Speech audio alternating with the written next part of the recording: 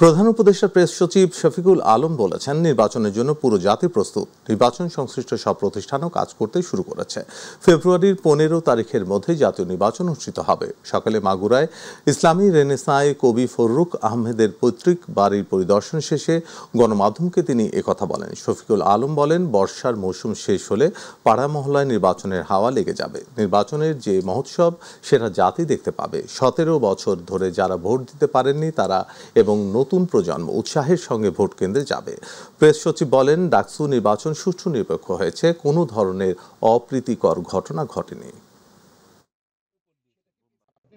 প্রায় প্রতিদিনই ইলেকশন নিয়ে কিছু না কিছু মিটিং হচ্ছে, এটার প্রস্তুতি কেমন নেওয়া যায়, সিকিউরিটি সিচুয়েশন কিভাবে ঠিক, সিকিউরিটি যাতে ঠিক থাকে, সব কিছু সিকিউরিটি সেফটি, এবং যাতে ক্যান্ডিডেটরা ভালো মতো ক্যাম্পেইন করতে পারেন, সবার জন্য যাতে লেভেল প্লেইং ফিল্ড থাকে, সেটা নিয়ে ইলেকশন কমিশন, আমাদের গভর্নমেন্ট সবাই কাজ করছে। নির্বাচন ফেব্রুয়ারির প্রথমার্ধে হবে, এটা একদম আমাদের, এটা ইন্টারিম গভর্নমেন্টের এটা একটা কমিটমেন্ট, এটা হবেই।